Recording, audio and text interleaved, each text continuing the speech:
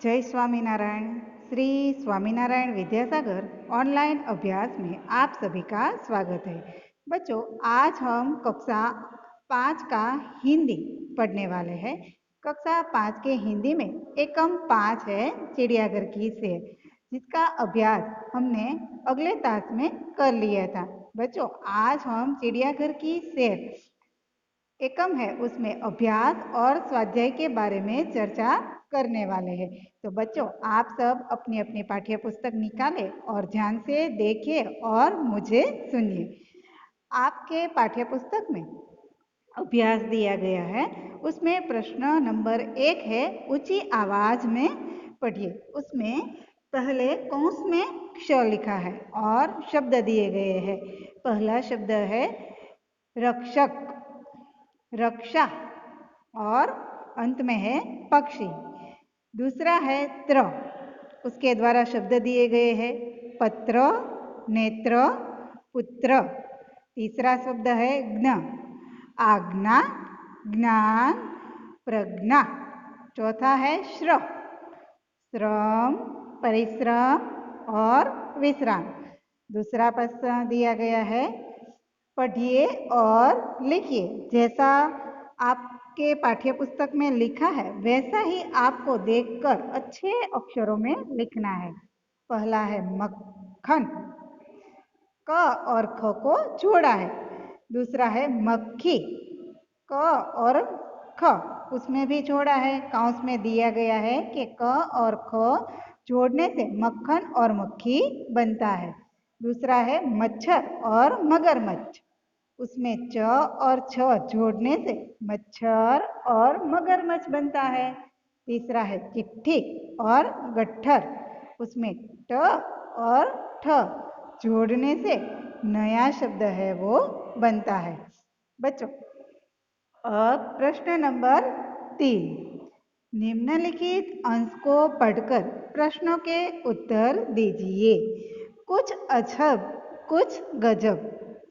अगर आप कभी गौर करेंगे तो आपको पता चलेगा कि छोटे बच्चों की पलकों को 1 मिनट में औसत यानी कि लगभग 1 से 2 बार झपकते हैं। आप देखना कि बच्चों की पलकें हैं वो 1 से 2 बार झपकती है 1 मिनट में, जबकि वयस्कों यानी कि बड़ी उम्र के लोगों को यही संख्या करीब 10 होती है। मगर जब वयस्क यानी कि बड़े लोग होते हैं, युवा लोग होते हैं, उसकी आंखों की पलकें 1 मिनट में 10 बार झपकती है। दूसरा है, हमारे शरीर को एक वक्त का खाना पचाने या हजम करने में करीब 12 घंटों का समय लगता है। बच्चों, याद रखना, हम जो एक टाइम का खाते हैं उसको हजम यानी कि पचाने का समय 12 घंटे का होता है। क्या आपको पता है हमारे यानी मानव शरीर में नाक व कान 2 ऐसे अंग है जिसका आकार पूरे जीवन काल तक बढ़ता ही रहता है। हमारा नाक और हमारा कान है, उनका आकार है वो जब तक हम जीते हैं तब तक वह बढ़ता ही जाता है। बच्चों, अब कुछ प्रश्न दिए गए हैं जिसके उत्तर आपको देने हैं। छोटे बच्चे और वयस्कों की पलकें झपकने में क्या अंतर है? आपको पता चल ही जाएगा कि छोटे बच्चे हैं उसकी पलकें 1 मिनट में 2 बार झपकती है, 1 या 2 बार झपकती है, बल्कि वयस्कों में उसकी संख्या करीब 10 होती है। बहुत अच्छे बच्चों। अब दूसरा प्रश्न, हमारे शरीर को कौन सा कार्य करने में 12 घंटे लगते हैं? बच्चों, उसका उत्तर होगा, हमारे शरीर को एक वक्त का खाना पचाने में करीब 12 घंटे लगते हैं। तीसरा सवाल है, शरीर के ऐसे कौन से 2 अंग हैं जो पूरे जीवन काल तक बढ़ते रहते हैं? तो बच्चों, आपको याद ही होगा, शरीर में नाक व कान ऐसे 2 अंग हैं जिसके आकार पूरे जीवन काल तक बढ़ते ही रहते हैं। अब आपको प्रश्न 4 दिया गया है, कोई बहुत धीरे चलता है तो लोग कहते हैं कि यह कछुए की चाल चल रहा है। बच्चों, कछुआ है वो बहुत धीरे धीरे चलता है। अब तुम बताओ कि तेज चाल चलने वाले को क्या कहेंगे?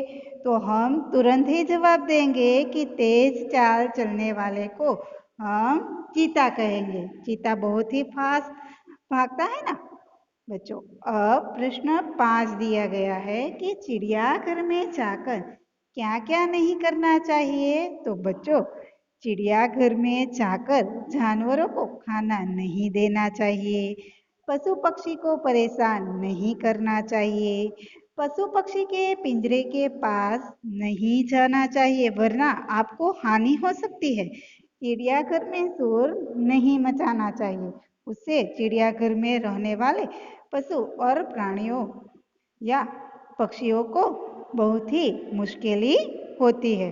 बच्चों, अब स्वाध्याय की बात करेंगे।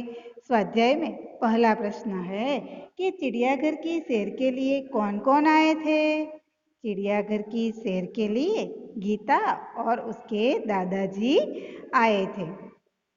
दूसरा सवाल है कि बंदर को लोग क्या खिला रहे थे। तो बच्चों, बंदर को लोग मूंगफली और केले खिला रहे थे। लंगूर का मुंह कैसा होता है। लंगूर का मुंह काला होता है। चौथा सवाल, तालाब में क्या था। तालाब में रंग बिरंगी मछलियाँ और बतख थी। गीता ने किसे पत्थर बताया। तो बच्चों, आपको तो आता ही होगा, आप बहुत ही होशियार है।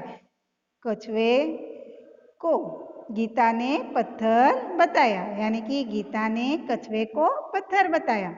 छठा सवाल, कछुए का रक्षक क्या है। कछुए का रक्षक उसका खोल है। सातवां सवाल, विदेशी पक्षी का नाम क्या था। विदेशी पक्षी का नाम था कातवा। अब आठवां सवाल, सबसे बड़े पक्षी का नाम लिखिए। आपको तो पता ही होगा कि सबसे बड़ा पक्षी शुतुरमुर्ग होता है। तो सबसे बड़ा पक्षी शुतुरमुर्ग है। बच्चों, अब हम आगे देखेंगे। प्रश्न 2, उदाहरण के अनुसार रेखांकित शब्दों की जगह उचित शब्द रखकर वाक्य पूरा लिखिए। आपको उदाहरण दिया है कि पेड़ पर बंदर लटक रहा है। बंदर लटक रहा है, यह दिया है और उसका उत्तर भी दिया है पास में। पेड़ पर बंदरिया लटक रही है। बच्चों, यहाँ स्त्रीलिंग और पुल्लिंग की बात बताई है।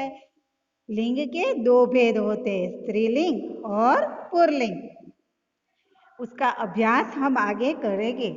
बच्चों, अब हम वाक्य देखेंगे। तालाब में हाथी नहा रहा है। उसका लिंग परिवर्तन करना हो तो क्या होगा। तालाब में हथिनी नहा रही है। दूसरा वाक्य, रेगिस्तान में ऊंट दौड़ रहा है। आप तुरंत ही कहेंगे कि मिस, मैं उसका जवाब दूंगा। रेगिस्तान में ऊँटनी दौड़ रही है। तीसरा है, जंगल में मोरनी नाच रही है। बच्चों, तो अब हम क्या कहेंगे। जंगल में मोर नाच रहा है।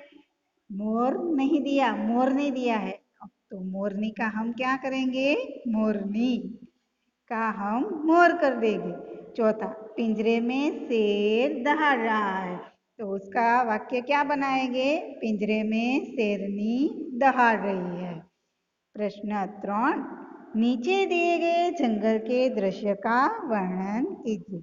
बच्चों, आप यह दृश्य है वो ध्यान से देखिए। जंगल में बड़े बड़े पेड़ है, वहाँ पहाड़ भी दिख रहे हैं, नदी बह रही है, नदी में बतख तैर रहे हैं, हाथी अपनी सूंड उठाए खड़ा है, बंदर पेड़ पर लटका है, आकाश में पक्षी उड़ रहे हैं, शेर अपनी गुफा में बैठा है, जिराफ घूम रहा है, खरगोश घास में खेल रहा है, हिरन और हिरनी नदी का पानी पी रहे हैं। इस प्रकार जंगल में बहुत सारे प्राणी हैं, वो घूम रहे हैं। बच्चों, अब हम प्रश्न 4 की बात करेंगे। चित्र के आधार पर रिक्त स्थानों की पूर्ति कीजिए। आपको चित्र दिया गया है, वह देखकर नीचे जो रिक्त स्थान यानी कि खाली जगह है वो भरनी है। तो पहली है खाली जगह जोर से गरजा, तो आप तुरंत ही बोलेंगे कि शेर जोर से गरजा। दूसरी, चिड़ियाघर में एक सींग वाला खाली जगह था, चिड़ियाघर में एक सींग वाला गेंडा था। तीसरा, तालाब में खाली जगह तैर रही थी, तालाब में मछलियाँ तैर रही थी। चौथा, हरियल खाली जगह टें करता था, हरियल तोता टें कर रहा था। बच्चों, अब हम प्रश्न 5 की बात करेंगे। आपको चित्र दिए गए हैं, उसके सामने पास में हिंदी शब्द भी दिए हैं। तो शेर का चित्र है, उसमें से आपको ढूंढना है कि यहाँ मैं क्या लिखूं। तो पहला चित्र है, उसके सामने शेर आएगा, दूसरा है उसके सामने मूंगफली आएगी, तीसरा केला, चौथा गेंदा, पांचवा भालू, छठा मछली, सातवां मगर, आठवां क्या होगा बच्चों, आप ही बताइए। गोरैया, नौमा तोता या हरियल। मगर आपकी पुस्तक में तोता लिखा है, तो आपको तोता लिखना है। बाद में मोर का चित्र है, और उसके बाद शुतुरमुर्ग का, और अंत में हाथी का चित्र है। बच्चों, अब हम भाषा सज्जता की बात करेंगे, जो मैंने पढ़ा तो ली है, मगर हम पाठ्य पुस्तक के द्वारा जानकारी लेंगे। शब्दकोश में शब्दों को एक निश्चित क्रम में रखा जाता है। शब्दकोश में शब्दों को ढूंढने का तरीका आगे दिया गया है। शब्दकोश में हिंदी वर्णमाला का क्रम, स्वर अ और उसके ऊपर अनुस्वार अ आ ई उ रू ए ओ औ और बाद के स्वर। बच्चों, आपको यह वीडियो तो मैंने भेजा ही था, तो आपको पता चल ही गया होगा कि हम शब्दकोश में किस प्रकार इसे लगाएंगे। अब हम देखेंगे कि व्याकरण की दृष्टि से कोई शब्द संज्ञा, सर्वनाम, विशेषण, क्रिया आदि भेदों में से किस भेद का है, इसका सूचना आपको इन संकेताक्षरों से मिलेगी। यानी कि एक ही शब्द आपको दिया गया होगा और आपको पहचानना होगा कि किसकी बात की गई है। यहाँ जो संकेताक्षर अथवा संक्षिप्त शब्द यानी कि उसका छोटा रूप प्रयुक्त हुए हैं, वे इस प्रकार है। बच्चों, पुल्लिंग के लिए केवल पु शब्द का इस्तेमाल होता है, स्त्रीलिंग के लिए केवल स्त्री शब्द का, क्रिया के लिए क्री शब्द का, क्रिया विशेषण के लिए क्री और बाद में वी, संज्ञा के लिए श और वो भी अनुस्वार वाला, सर्वनाम के लिए स, विशेषण के लिए वी, अवयव के लिए अ, क्रिया सकर्मक यानी कि क्री और स, और अंग्रेजी के लिए अ के ऊपर अनुस्वार। बच्चों, आपने यह स्वाध्याय है वह पढ़ा,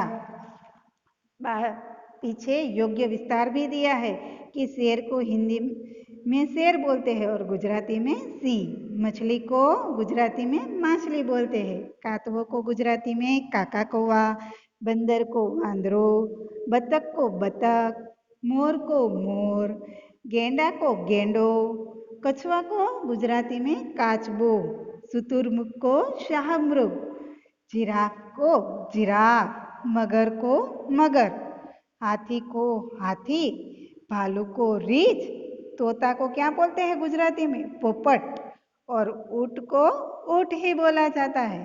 बच्चों, आपने अभ्यास और स्वाध्याय ध्यान से सुना होगा। अब आप अपनी पाठ्य पुस्तक में यह अभ्यास और स्वाध्याय है वह यह वीडियो देखकर लिखेंगे। लिखना कैसे है, अच्छे अक्षरों में लिखना है, क्योंकि बुरे अक्षर अधूरी कैलोनी की निशानी है। तो बच्चों, हम यह अभ्यास और स्वाध्याय है वो अच्छे अक्षरों में लिखेंगे। जय स्वामीनारायण।